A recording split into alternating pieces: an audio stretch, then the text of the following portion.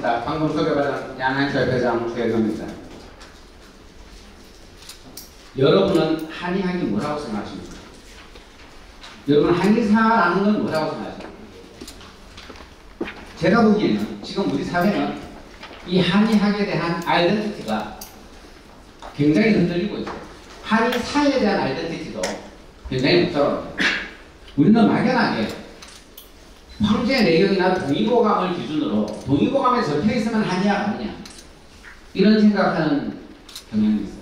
한의사는 뭐냐 그러면 한약과 침쓰는 사람이 한의사 아니냐 이렇게 생각하시는 분들이 있어요. 그런데 역사상 단 한 번도 그런 식으로 정의된 적이 없습니다. 황제 내경 이전에는 한의학이 없었을까요? 동의보감 이전에는 없었을까요? 동의보감 때 수술 다 했는데 창상 입원 환자들 창자 집어넣는 거, 심지어 2000년 전에 이미 소변불통 환자들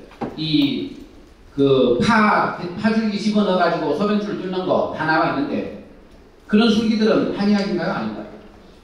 근데 지금 우리가 수술을 안 하고 있잖아요. 한의사 제도도 마찬가지예요. 저는 먼저 지금 현재 우리에게 사회 통념으로 통용되고 있는 암묵적인 이 한의학과 한의사라는 것에 대해서 의문을 제기하고 싶습니다.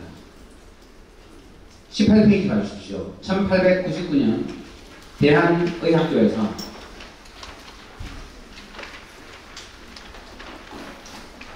의학교는 서양 의술과 동양 의술을 서로 참조하여 가르친다라고 되어 있습니다. 이 당시에 의학교라는 것은 원래 서양의학과 동양의학을 같이 가르치는 곳이었어요. 1900년에는 의사 규칙이 만들어졌죠. 그 의사 규칙이 우리나라에서는 최초로 면허 제도를 시행한 겁니다. 근데 거기에서 표현된 의사가 무엇이냐? 동양의학과 서양의학을 같이 하는 사람을 의사라고 불렀어요. 지석영 박사를 모르는 국민은 없을 겁니다. 이분 한반도에서 한의사 면허증을 7번째로 받은 사람입니다. 그런데 뭐 하신 분입니까? 종두법을 보급했어요. 국가방역이라는 것을 처음으로 제대로 한 사람입니다. 지금 대한민국 한의사들이 국가방역하고 있나요? 그러면 한의사라는 것의 존재의 의의랄까? 정체성은 뭘까? 제가 이 말씀을 드리는 이유는 뭐냐면 이 모든 것이 실은 역사에 기반한 경로 의존성 때문이라는 겁니다. 한국의 한의사 제도가 이렇게 만들어진 것은 20세기 초반까지 명백히 한국의 한의사라는 것이 통합의학을 배우고 통합의사로서 필요한 도구를 자유롭게 쓸 수 있는 직종이었는데도 불구하고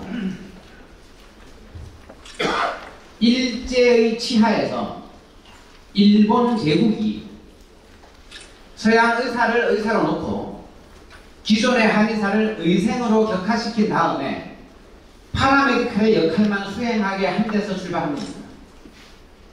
그때 일제시대 때 의생이라는 것은 한약과 침만 쓸 수 있었죠. 서양 의사는 모든 걸 다 할 수 있었고 말하자면 의사와 한의사를 분리한 다음에 의사에게만 모든 의료행위를 허용하고 한의사는 의사 지휘하에 한약과 침만 쓰게 만들어 놨던 것입니다. 1951년에 부산 피난국회에서 국민의료법이 제정되면서 우리나라도 일제 치하에서 벗어나서 독립적인 보건의료 시스템을 갖추기 시작했는데 그때도 비록 의사 제도와 한의사 제도를 병렬로 나열해주는 했지만 그 35년 일제 치하의 경로 의존성을 피하지는 못했던 겁니다. 그 결과 한의사는 한약과 침만 쓰는 사람으로 막연히 자리매김됐던 거죠. 70년 세월이 흐르는 동안에 그러한 경로 의존성이 강화되어 왔던 것입니다. 거기에는 이해관계자들의 이익도 포함이 되어 있던 거죠. 결국은 기득권을 가지게 된 의사 그룹이 한약과 침을 제외한 다른 것들은 한의사에게 허용하지 않으면서 지금과 같은 전 세계의 유례를 찾을 수 없는 모순된 제도가 우리나라에 정착된 겁니다. 그러면 전통의학이 살아있는 다른 나라들은 어떤가요?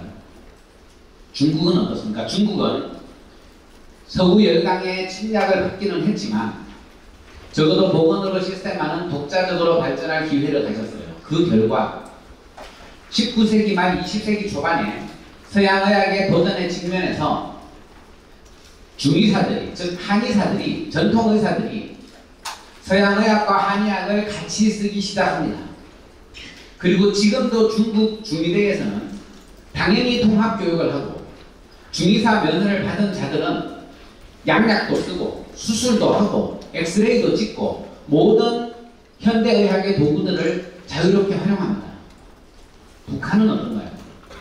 북한은 광복 이후에 서구 외세를 배격하고 주체성 있는 발전을 추구하는 과정에서 고려의대를 졸업하면 고려의사가 되지만 그 고려의사가 신경외과, 응급의학과, 내과, 소아과, 레지던트에 전부 들어갈 수 있고 고려의사도 현대의학의 활용에는 아무 제한이 없습니다. 미국은 어떻습니까? 디오 스쿨을 나오면 디오가 됩니다. 메디컬 스쿨을 나오면 MD가 돼요. 디오 스쿨은 우리나라의 준하의학과 유사한 대체 보완의학을 하는 곳이죠. 그럼에도 불구하고 디오 스쿨을 나온 사람들은 MD와 완전히 동일한 면허 범위를 가지고 있습니다. MD와 디오는 아무런 차별 없이 모든 레지던트에 매칭이 됩니다. 디오 출신 신경외과 전문의, 디오 출신 응급의학과 전문의 즐비합니다. 미국 전체 의사의 20%를 차지합니다. 일본은 어떻습니까? 일본은 1870년대에 이미 의료 일원화를 했죠. 그 결과 80개 일본 의대에서 한의학도 가르칩니다. 졸업한 의사는 단일 면허자로서의 의사지만 그 일본 의사는 한약도 쓰고 침도 쓰고 심지어 한약과 침이 보험도 됩니다. 첩약도 보험이 됩니다. 일본 의사들, 현대의학 다 배운 의사들이 첩약을 쓰면 그 첩약이 보험이 된단 말입니다. 우리나라에서 첩약 쓰면 어떻게 됩니까? 안전성, 유효성 문제 제기됩니다. 똑같은 의학을 배운 우리나라 의사들은 첩약 쓰면 큰일 난다고 주장해요. 저는 우리나라의 이 이원화된 제도, 전 세계에 유례가 없는 특유한 제도라고 봅니다. 다르게 말하면 우리나라 보건의료 체계가 가진 굉장히 심각한 모순이라고 봅니다. 전 세계를 통틀어서 의사가 침 놓으면 감옥 가는 나라는 대한민국밖에 없습니다. 세계적인 침술 발전은 독일의 의사들, 미국의 의사들이 연구 개발한 논문에 의해서 이루어졌습니다. 우리나라 의사들 침 관련되는 논문 한 편도 없을 겁니다. 이유가 뭡니까? 침 놓으면 감옥 가니까 그렇죠. 우리나라 한의사들 엑스레이 찍으면 불법이라고 합니다. 수술하면 불법이라고 합니다.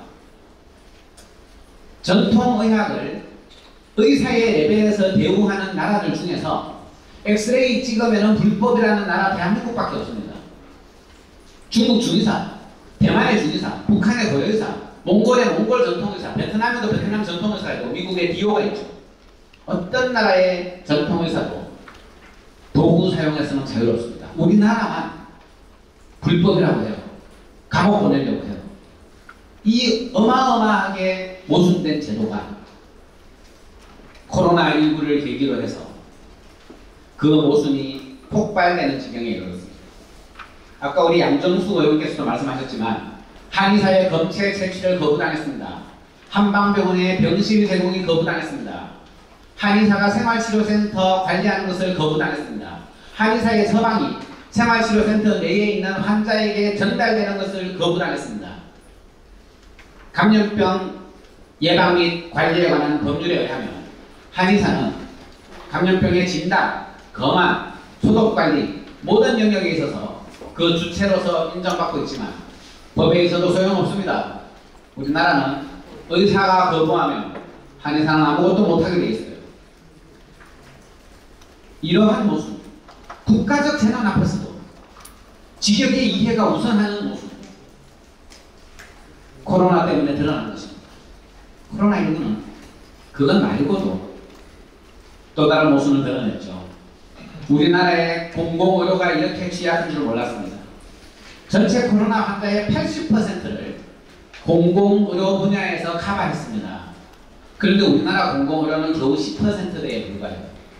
감염병 전문가를 찾으려고 하는데 전국을 통틀어 감염병 전문가가 60몇 명밖에 안 된대요. 왜 그런지 봤더니만 안 그래도 의사 숫자가 부족하고 그 부족한 의사들은 특히 과별, 지역별 편제가 심각한 거예요. 의사 숫자 부족의 문제, 지역의사 부족의 문제, 공공의료 부족의 문제, 코로나를 계기로 여실히 드러났습니다. 이 모순들 해결해야 되겠죠. 그래서 정부는 10년간 4,000명의 의사를 증원하고 그 중에 3,000명은 지역의사, 공공의료에 활용함으로써 모순을 부분적으로 해결하겠다고 나섰습니다. 그뿐만 아니라 여러 가지 다른 대응책들도 마련하고 있습니다. 일반인 전문의의 비율 조정이라든지 PA 제도의 양성화라든지 간호인력 확충이라든지 수많은 대책들을 만지작 그리고 있습니다. 그런데 제가 안타까운 건 이거예요. 가장 먼저 선택해야 될 해법이 한의사와 한의대생을 활용인데 왜 그건 얘기하고 있지 않은가?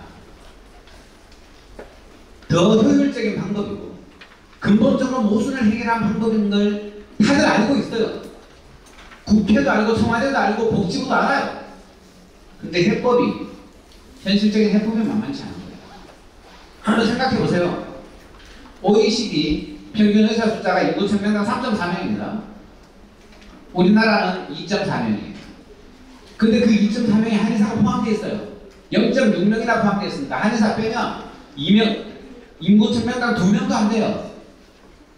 그러면 OECD 인구 1000명당 평균 의사수를 카운트할 때는 한의사를 다 포함시켜 놓고 그렇게 포함시켜 놓고도 50%가 늘어야지 겨우 평균에 도달하는 그런 정도의 의사 숫자를 가지고 실제 현장에 적용할 때는 한의사는 검색 채취도 못해. 한의사는 지역의사, 공공의료 다 못해. 한의사는 한약하고 침만 써. 그렇게 배제되어 있으면 당연히 OECD 의사 숫자에 포함되는 한의사를 먼저 제대로 쓸 생각을 해야죠. 보사연 연구에 의하면 2030년까지 한의사는 1,300명이 남아돈답니다. 의사는 7,800명이 부족하대요. 상식적인 생각이 뭐겠습니까? 남아도는 한의사를 의사 인력으로도 활용하면 되는 거죠. 다 아는 이야기예요. 교육, 한의과대학 교육의 75%가 현대의학이라는 것이 의협산하 정책연구소 보고로 이미 드러나 있습니다. 한의사에게 추가 교육을 조금만 하면 얼마든지 의료 인력으로 활용할 수 있다는 게 의협 주장으로도 증명되어 있어요. 근데 이걸 안 쓰고 있단 말이죠. 오늘 포스트 코로나 시대에 한의사와 한의학의 활용 방안을 연구하는 데 있어서는 이러한 기간의 70년간 누적된 모순이 폭발한 이 시점에서 어떻게 하면 한의학과 한의사를 보편적 의료에 활용할 수 있는가? 그걸 위해서 교육은 어떻게 바뀌어야 되고 면허는 어떻게 바뀌어야 되는가? 이것을 논의해야 되는 자리인 것입니다. 해법은 뭐겠습니까? 모순을 해소하는 것이 해법입니다. 다르게 말하면 적어도 큰 틀에서는 의료 통합, 의료 일원화의 길로 가야 되는 것입니다. 자, 구체적으로 의료 일원화 또는 의료 통합은 세 가지를 포함하는 개념입니다. 첫 번째가 교육 통합입니다. 같은 내용을 배워야죠. 두 번째가 면허 통합입니다. 적어도 동등한 수준의 도구 사용에는 제한이 없는 면허가 돼야 되겠죠. 세 번째는 기관 통합입니다. 의료기관이 개설됐다면 개설된 의료기관에서는 한의사 면허든 의사 면허든 자유롭게 쓸 수 있어야죠. 특정 면허를 특정 의료기관에서만 활용할 수 있도록 제한을 걸어놓는 것은 통합의 대의에 어긋날 것입니다. 25페이지 가주십시오. 자, 그럼 현실적으로 이 면허 통합, 교육 통합, 기관 통합이라는 의료 통합 내지 의료 일원화의 대의를 위해서 선택할 수 있는 방법이 뭘까? 많은 전문가들은 교육이 실마리가 돼야 된다고 주장하십니다. 그리고 그 말씀은 여러 영역에서 맞아요. 왜 그러냐 하면 국민의 입장에서 한번 생각해 보십시오. 의사와 한의사, 예를 들어서 침을 배우지 않은 의사가 갑자기 면허 통합을 하고 침 놓겠다. 겁나죠. 수술을 배우지 않은 한의사가 갑자기 면허통합에서 수술하겠다. 겁날 겁니다. 그렇다면 당연한 상식으로 교육을 먼저 통합해서 의대생이든 한의대생이든 의사든 한의사든 먼저 배우고 배움에 입각해서 평가하고 평가에 근거해서 사용권을 주는 것이 순서겠죠. 그래서 교육통합, 면허통합의 우선순위를 보자면 당연히 교육통합이 실마리가 돼야 됩니다. 배웠는데 사용권을 안 주면 국가적으로도 낭비고 그들 개개인에게는 직업의 자유, 일반적 행동의 자유를 제한하는 거겠죠. 아마도 헌법상 평등 원칙에도 어긋날 것입니다. 따라서 교육이 통합이 된다고 할 것 같으면 면허 통합은 자연스럽게 따라갈 수밖에 없는 개념입니다. 아마도 기관 통합은 그 과정에서 의료 일원화를 촉진하는 좋은 제도로서 활용될 것입니다. 다만 기관 통합은 기존의 면허자들에게 미치는 일정한 영향이 있고 또 의료 질서에 혼란을 줄 여지가 있으므로 시행할 시기라든지 구체적인 방법을 좀 더 면밀하게 검토는 해야 될 거라고 봅니다. 25페이지에 나와 있는 교육통합의 수준을 한번 봐주십시오. 그러면은 첫 번째로 실마리를 풀어야 될 것이 교육통합이라고 하면 그 교육통합은 어떤 정도의 유형이 있을지를 한번 생각해 보겠습니다. 가장 높은 수준의 통합은 아마 일본식 흡수통합일 겁니다. 일본은 그냥 80개 의과대학에서 한의학과 의학을 다 가르치죠. 졸업하면은 그냥 면허 하나입니다. 그리고 한의학과 의학을 다 하죠. 완전하게 융합된 형태의 통합입니다. 그보다 좀 더 덜 통합된 예가 아마도 미국과 중국의 사례일 거예요. 중국은 중의대 나오면 중의사 되고 서의대 나오면 서의사 됩니다. 그런데 중의사와 서의사의 면허 범위는 같죠. 도구 사용 제한이 없으니까. 2년 더 배우면 중서 결합이가 됩니다. 중서 결합도 면허 범위는 똑같아요. 결국 중국에서 중의사, 서의사, 중서 결합이는 각자가 가진 전문성의 차이가 있을 뿐이고 스코프 오브 프랙티스, 면허 범위의 차이는 없는 겁니다. 미국은 어떻습니까? 미국은 디오 스쿨을 나오면 디오가 되고 메디컬 스쿨을 나오면 MD가 됩니다. 그런데 디오는 MD의 면허 범위를 똑같이 가지고 있습니다. 반면 MD는 추가 교육을 받지 않는 한 디오 매뉴얼을 할 자격은 없죠. 이를테면 편면적 일원화입니다. 쌍방향의 일원화가 아니라 일방이 타방을 향해서만 일원화되어 있는 구조입니다. 그러나 어쨌든 중국과 미국은 하나의 면허만으로도 모든 도구를 활용할 수 있다는 측면에 있어서는 일어나야 됩니다. 중의사 면허만으로도 서양의학 다 할 수 있어요. 디오 면허만으로도 MD를 다 할 수 있어요. 이게 유형 3번이라고 할 수 있습니다. 유형 2번은 어떤 개념이냐 하면 한의과 대학에서 의학과 한의학을 다 가르치는 겁니다. 졸업한 학생이 의사 면허 시험과 한의사 면허 시험을 다 치는 거죠. 의과 대학에서도 의학과 한의학을 다 가르칠 수 있습니다. 졸업한 학생이 의사 면허 시험과 한의사 면허 시험을 다 칠 수 있는 거죠. 이 경우에는 대학에서는 통합 교육을 할 수 있지만 졸업한 학생은 의사 면허 시험을 쳐야 의사 범위의 역할을 할 수 있고 한의사 면허 시험을 쳐야 한의사 면허 범위의 역할을 할 수 있다는 차이점이 있습니다. 유형 1은 뭐냐? 한의과 대학에서는 한의학만 가르치는 거예요. 의과 대학에서는 의학만 가르치는 겁니다. 그런데 한의과 대학 학생이 일정한 자격이 되면 의과 대학에 가서 복수 전공을 할 수 있게 하는 겁니다. 의과 대학 학생이 일정한 자격이 되면 한의과 대학에 가서 복수 전공을 할 수 있게 하는 겁니다. 유사한 제도가 뭐냐? 지금도 있습니다. 기계공학과로 입학한 학생이 자기만 공부 열심히 하면 산업공학을 복수 전공할 수 있습니다. 이 학생 졸업장은 어디서 받느냐? 기계공학과 졸업장도 받고 산업공학과 졸업장도 받습니다. 각각의 과에서는 각각 자기 학문만 가르쳐요. 그러나 학생은 두 가지 졸업장을 같이 받을 수 있죠. 당연히 두 국가고시를 칠 자격도 같이 생기겠죠. 이것이 복수 전공입니다. 학점 교류도 가능합니다. 대학 내 학점 교류도 있고 대학 간 학점 교류도 있어요. 이를테면 한의과대학 학생이 의과대학에 가서 수업을 듣고 오는 겁니다. 그러면 한의과대학이 그 의과대학의 수업을 학점 인정을 해주는 거예요.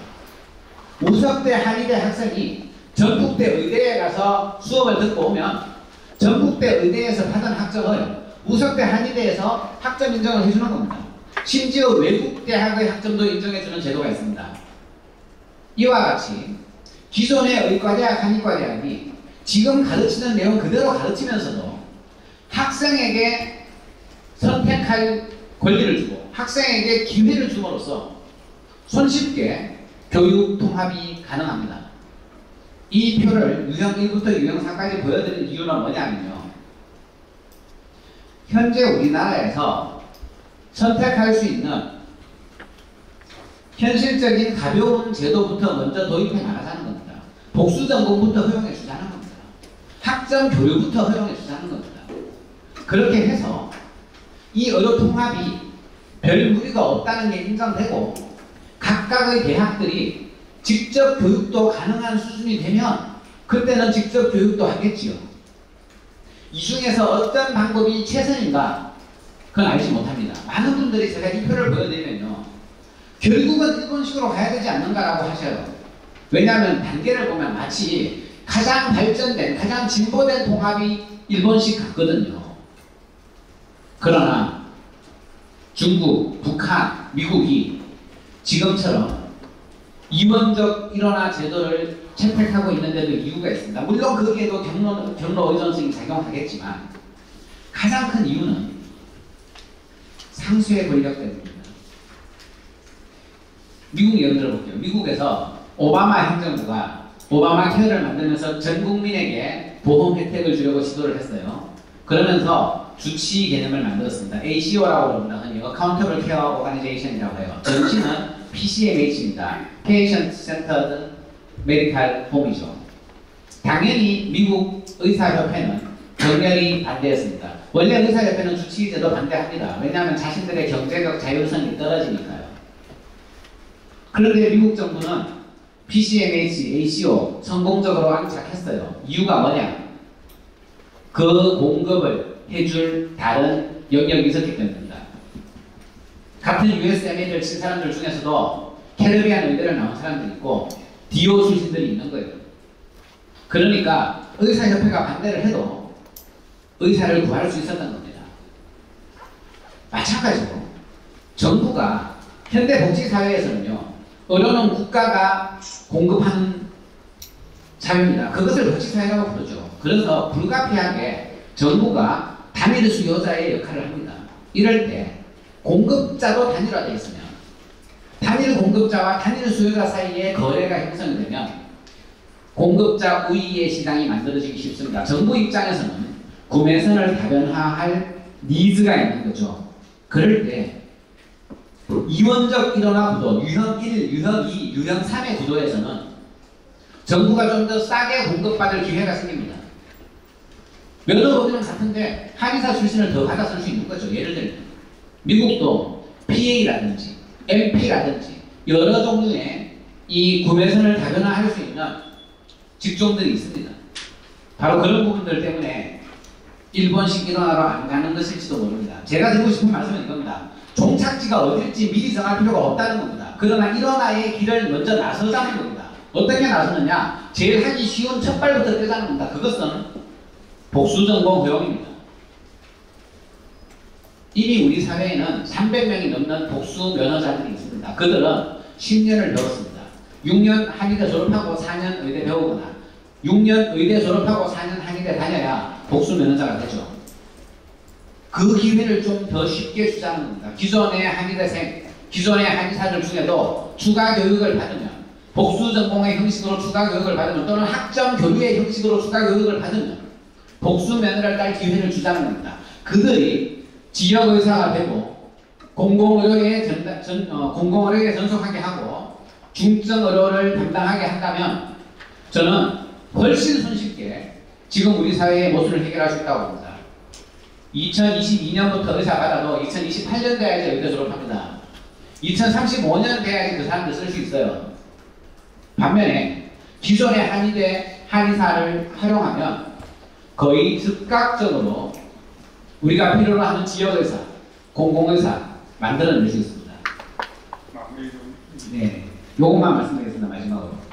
또 한 가지 굉장히 중요한 요소가 있습니다. 지금 우리 국민 70%가 만성병으로 사망하고 있어요.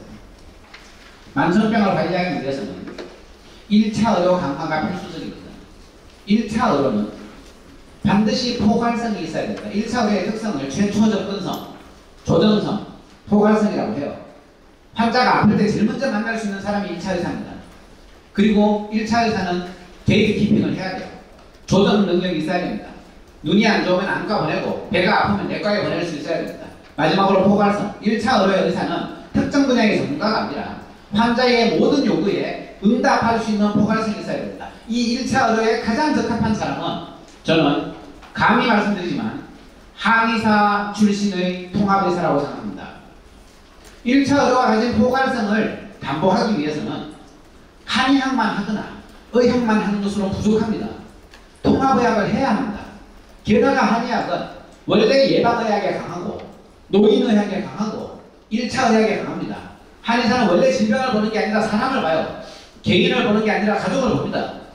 이러한 트레이닝을 받은 한의사들이 통합의사로 거듭나서 그들이 지금 우리 사회가 필요로 하는 1차 의료 전문가가 되어야 합니다. 그것이 만성병으로 변한, 만성병 중심으로 변한 우리 사회에서 보건의료 시스템을 바꿀 수 있는 핵심적 크루라고 생각합니다. 대한민국에 25,000명의 한의사가 있습니다. 매년 750명의 한의과 대학생들이 졸업을 합니다.